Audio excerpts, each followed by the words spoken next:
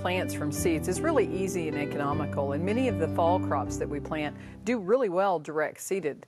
Now, many plants prefer to be direct seeded. Things like beans and squash and sunflower, corn and zinnias, you just won't find as transplants.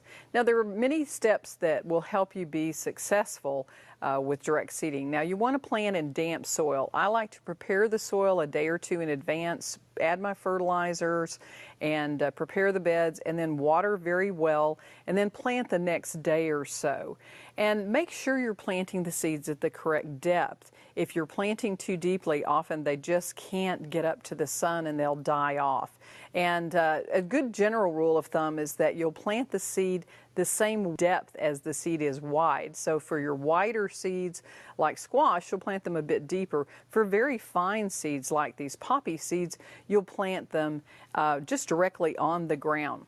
It's important also to water gently. If you water with too much force, you can wash the seeds right out of the seed bed. You also will want to cover the seeds to protect them from drying out and from bird damage. So a very fine row cover can help protect those seedlings. Very fine seeds will benefit from even being mixed with sand in order to sow them more efficiently and evenly.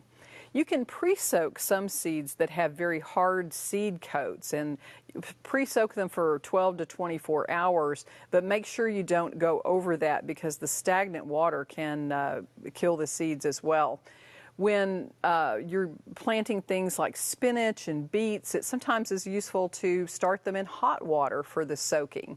Now, very large seeds like peas and beans shouldn't be soaked for more than 4 hours. Those will absorb the water fairly quickly, and then if they're soaked longer, they just won't germinate well.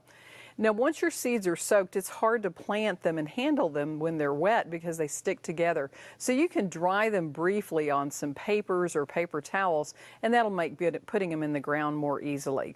Make sure that you label what you plant and follow the directions on the seed packets for the spacing of the seeds.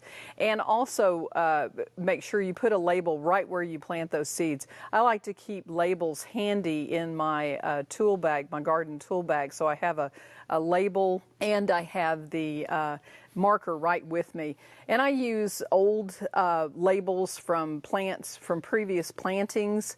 And another thing I like to do is cut up metal mini blinds and use those. And I put the date that I planted, the variety, the brand of the seeds that I've planted, and that will help me keep track of what's planted where. And I also make notes in my garden journal once I get that planting. Then, of course, keeping those seeds damp is the most important thing.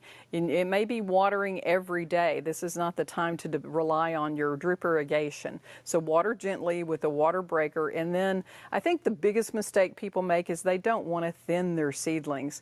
And if a seed packet says to plant one seed every inch and then thin to 4 inches, and you don't do that, you're going to have 10 or 12 unhealthy plants instead of 3 or 4 really great strong ones. So once they get their second set of true leaves, use a pair of scissors just to cut those seedlings off at the soil line, and that way you're not disturbing the roots of the adjacent plants.